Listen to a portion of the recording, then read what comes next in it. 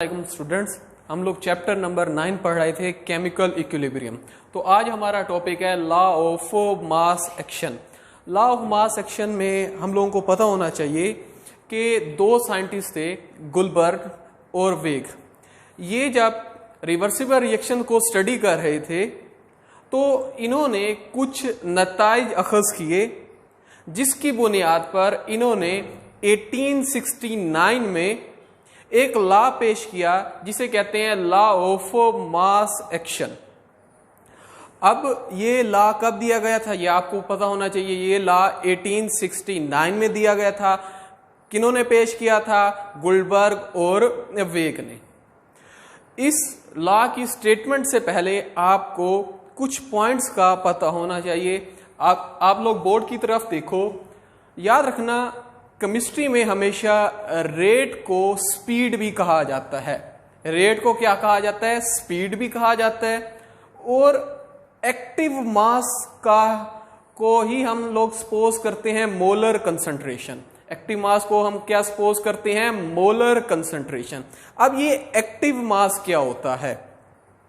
Active mass क्या होता है? वो मास जो रिएक्शन में, रिएक्टेंट का वो मास जो रिएक्शन में हिस्सा ले रहा हो, उसे हम क्या कहते हैं? Active mass. मैंने क्या कहा? वो मास जो रिएक्शन में हिस्सा ले रहा हो, रिएक्टेंट का वो मास जो रिएक्शन में हिस्सा ले रहा हो, उसे क्या कहते हैं? Active mass. देखो आप लोग, जब A प्लस बी रिएक्ट करता है C प्लस डी के साथ, अब A प्लस बी हमारे पास क्या है? रिएक्टेंट है। ये मैं फॉरवर्ड रिएक्शन की बात कर रहा हूं। A प्लस बी क्या है? हमारे पास रिएक्टेंट है। जब स्टार्ट में रिएक्शन हो रहा होता है उस वक्त सिर्फ फॉरवर्ड रिएक्शन हो रहा होता है, क्योंकि उस वक्त प्रोडक्ट नहीं बना होता। तो सपोज करो कि हमारे पास दो रिएक्टेंट हैं A और B, और उनकी कंसंट्रेशन कितनी है? 50-50% है।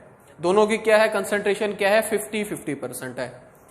लेकिन जब इक्विलिब्रियम अचीव हुआ तो उस वक्त देखा गया कि रिएक्टेंट A और रिएक्टेंट B का जो मास इस्तेमाल हुआ था, यूज हुआ था, वो सिर्फ 25% इस्तेमाल हुआ है। पहले हमारे पास मास कितना था? 50%।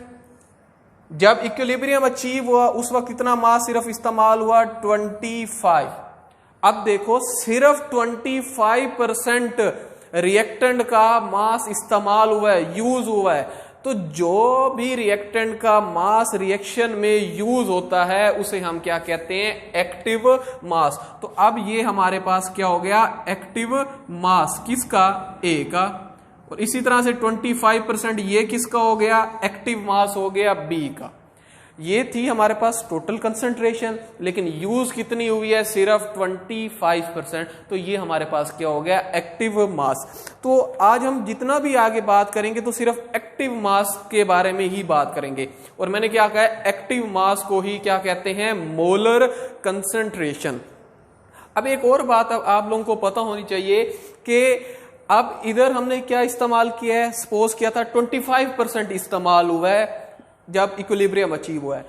अगर ये 35 यूज होता, अगर जब इक्विलिब्रियम अचीव हुआ था उस वक्त रिएक्टेंट A का जो मास होता वो 35% यूज होता, तो रिएक्शन की स्पीड और ज्यादा हो जाती। एक जगह पर हुआ 25%, दूसरी जगह पर हमने सपोज किया वो यूज हुआ है 35%। तो 35 मास ज्यादा यूज हुआ है, इसलिए उस रिएक्शन की स्पीड क्या हो जाएगी? ज्यादा हो जाएगी। अगर रिएक्शन में यूज होता 45% तो रिएक्शन की स्पीड क्या हो जाती? और ज्यादा हो जाती।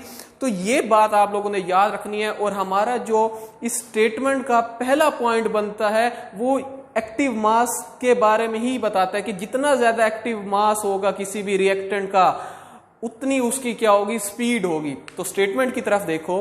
The rate at which a substance react is directly proportion to its active mass. वो क्या कहता है? जिस स्पीड के साथ कोई भी सब्सटेंस रिएक्ट करेगा वो किसके ऊपर डिपेंड करेगा? उसके एक्टिव मास। अब इधर मैंने क्या बताया? इधर सपोज किया था हमने 25% इस्तेमाल हुआ है जब इक्विलिब्रियम अचीव हुआ है, और इधर क्या हुआ है? 35% इस्तेमाल हुआ है। तो 25 वाले रिएक्शन की स्पीड ज्यादा होगी या 35 वाले की?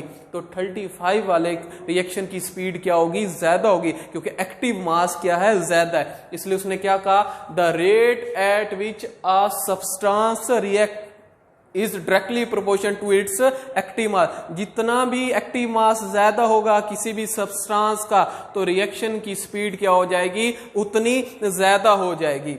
तो दूसरा हमारा फिर पॉइंट क्या बनता है? And the rate of reaction is directly proportion to the product of active masses of the reacting substance. अब ये पॉइंट और ज्यादा समझने की जरूरत है कि इस पॉइंट में वो क्या कहना चाह रहा है। देखो बच्चों, ये है फॉरवर्ड रिएक्शन की अब मैं पहले बात कर रहा हूं, क्योंकि रिवर्सिबल रिएक्शन में दो तरह के रिएक्शन होते हैं, एक होता है फॉरवर्ड रिएक्शन, एक क्या होता है? Reverse reaction. जो फॉरवर्ड रिएक्शन है उसमें रिएक्टेंट क्या है? ए और बी। उसमें रिएक्टेंट क्या है? ए और बी। तो जब हम उनका एक्टिव मास या उनकी मोलर कंसंट्रेशन की बात करेंगे तो उसको हम लोग हमेशा A molar concentration into B molar concentration लिखते हैं। ये जो स्क्वायर ब्रैकेट है ये हमें मोलर कंसंट्रेशन या एक्टिव मास को रिप्रेजेंट करती है। इसका मतलब क्या हुआ? अब यहां हमने क्या लिया है? एक्टिव मासेस लिए हैं। किसके? रिएक्टेंट के। जब रेट ऑफ अब प्रोडक्ट, इधर एक वर्ड उसने इस्तेमाल किया, प्रोडक्ट। प्रोडक्ट कहते हैं मल्टीप्लिकेशन या हासिले ज़रब। अब देखो, ये molar concentration of A into molar concentration of B, तो ये हमारे पास क्या है? प्रोडक्ट है। किसका? रिएक्टेंट का। क्योंकि मैंने क्या कहा? मैं किसकी बात कर रहा हूं? Rate of forward reaction. मैं फॉरवर्ड रिएक्शन की बात कर रहा हूं। किसकी बात कर रहा हूं? फॉरवर्ड रिएक्शन में। तो फॉरवर्ड रिएक्शन में हमारे पास रिएक्टेंट क्या है? ए और बी। तो दूसरे स्टेटमेंट में वो क्या बात करता है कि किसी भी रिएक्शन की जो स्पीड होती है वो रिएक्टेंट के एक्टिव मासेस के प्रोडक्ट पर डिपेंड करती है। Rate of reaction is directly proportion to the product of the active masses of the reacting substance. अब ये हमारे पास फॉरवर्ड रिएक्शन की मैं बात कर रहा था, तो इसके रिएक्टेंट क्या थे? ए और बी। इनके मोलर कंसंट्रेशन या एक्टिव मासेस के हासिले ज़रब पर क्या करेगा? रेट ऑफ रिएक्शन क्या करेगा? डिपेंड करेगा। तो ये लॉ ऑफ मास एक्शन की दूसरा पॉइंट बनता है। तो मैंने क्या कहा कि किसी भी सब्सटेंस का जो रिएक्शन होता है वो किसके ऊपर डिपेंड करता है? एक्टिव मास पर। और जो पूरा रेट ऑफ रिएक्शन है वो किसके होता है? डायरेक्टली प्रोपोर्शन होता है product of the active mass of the reacting substance. अब हम इसको और ज्यादा डिटेल में पढ़ते हैं। सपोज करो हमारे पास क्या है? एक रिवर्सिबल रिएक्शन। रिवर्सिबल रिएक्शन क्या है? A plus B double arrow C plus D. तो ए और बी मिलकर क्या बना रहे हैं? सी और डी। तो ए प्लस बी जब रिएक्ट करेंगे और बनाएंगे सी और डी, तो ये हमारे पास क्या होगा? Forward reaction. और जब सी और डी दोबारा टूट कर क्या बनाएंगे? ए और बी, तो ये हमारा क्या कहलाएगा? Reverse reaction. यहां जो मैंने के एफ और के आर लिखा हुआ है, के एफ कहते हैं specific rate constant for forward reaction, और के आर क्या कहते हैं? Specific rate constant for reverse reaction. तो क्या होगा? अब हमने पहले बात करनी है रेट ऑफ फॉरवर्ड रिएक्शन की। हमने फॉरवर्ड रिएक्शन के रेट के बारे में बात करनी है। तो फॉरवर्ड रिएक्शन किस पर डिपेंड करेगा? रिएक्टेंट के एक्टिव मास। तो रिएक्टेंट हमारे पास यहां क्या है? ए और बी। हमारे पास रिएक्टेंट क्या है? ए और बी। यहां मैंने एक लाइन लिखी है, suppose A molar concentration, B molar concentration, C molar concentration and D molar concentration. क्योंकि मैंने कहा था कि अब हम जो भी बात करेंगे वो हम लोग एक्टिव मासेस की बात करेंगे या मोलर कंसंट्रेशन की बात करेंगे। तो अब हम ए बी सी डी की बात नहीं करेंगे, हम इनके मोलर कंसंट्रेशन या इनके एक्टिव मासेस को। और जो ये स्क्वायर ब्रैकेट है ये किसको शो कर रही है? उनके मोलर कंसंट्रेशन को। अब हमारे पास पहले क्या है? Rate of forward reaction. Rate of forward reaction. Rate of forward reaction किस पर डिपेंड कर रहा है? ए और बी पर। इसलिए मैंने क्या लिखा है? Rate of forward reaction directly proportional किसके है? Molar concentration of A into molar concentration of B. जब भी कोई प्रोपोर्शनैलिटी कांस्टेंट जो होता है उसका साइन खत्म किया जाता है तो हमेशा क्या आ जाता है, इक्वल का साइन आ जाता है और साथ हम कोई ना कोई कांस्टेंट ऐड करते हैं। तो यहां हमने कौन सा स्पेसिफिक कांस्टेंट ऐड किया है, specific rate constant for forward reaction. तो ये हमारे पास KF क्या है, specific rate constant for forward reaction. तो रेट ऑफ फॉरवर्ड रिएक्शन किसके बराबर हो गया, KF molar concentration of A into molar concentration of B। इसी चीज को ही क्या कहते हैं, प्रोडक्ट कहते हैं, क्योंकि ये मल्टीप्लीकेशन यहां यूज हो रही है। अब जब हम रेट ऑफ रिवर्स रिएक्शन की बात करेंगे तो रेट ऑफ रिवर्स रिएक्शन में हमारे पास रिएक्टेंट कौन से होंगे, C और D, क्योंकि C और D टूट कर क्या बना रहे हैं, A और B।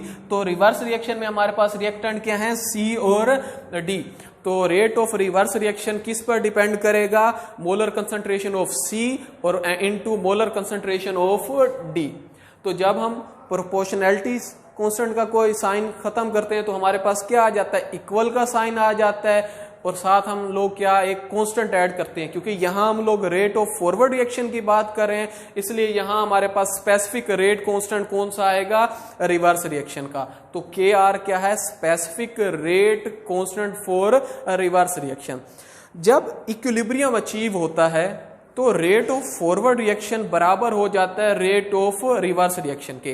Rate of forward reaction किसके बराबर हो जाता है, रेट ऑफ रिवर्स रिएक्शन के। इसलिए क्या लिखा हुआ है, RF is equal to RR। तो rate of forward reaction is equal to क्या हो गया, रेट ऑफ रिवर्स रिएक्शन। अब हमने रेट ऑफ फॉरवर्ड रिएक्शन की वैल्यूज को पुट कर दिया और दूसरी जगह पर हमने रेट ऑफ रिवर्स रिएक्शन का वैल्यू पुट कर दी। पहली जगह पर हमने किसकी वैल्यू पुट कर दिया, रेट ऑफ फॉरवर्ड रिएक्शन की। दूसरी जगह पर हमने वैल्यू किसकी पुट कर दिया, रेट ऑफ रिवर्स रिएक्शन की। इसलिए हमारे पास क्या हो गया, KF molar concentration A into molar concentration B is equal to KR molar concentration of C into molar concentration D। अब क्या होगा, क्रॉस मल्टीप्लीकेशन होगा, जिसकी वजह से KR इस जगह पर दूसरी जगह पर आकर क्या हो जाएगा, डिवाइड हो जाएगा। KR इस जगह पर आकर डिवाइड हो जाएगा और जो molar concentration of A into molar concentration of B दूसरी जगह पर आकर क्या हो जाएंगे, डिवाइड हो जाएंगी।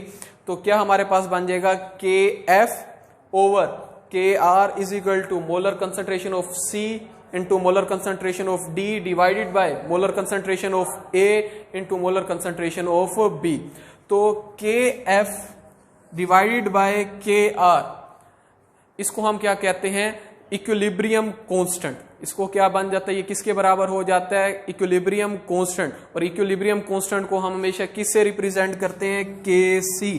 तो ये हमारा बहुत इंपॉर्टेंट MCQs भी बनता है कि KC किसके बराबर होता है। तो KC किसके बराबर होता है, KF ओवर KR। तो फिर हमारे पास KF ओवर KR की जगह पर हम लोग क्या ऐड कर देंगे, KC। तो ये हमारे पास क्या बन जाएगा, इक्विलिब्रियम कांस्टेंट क्या बन जाएगा,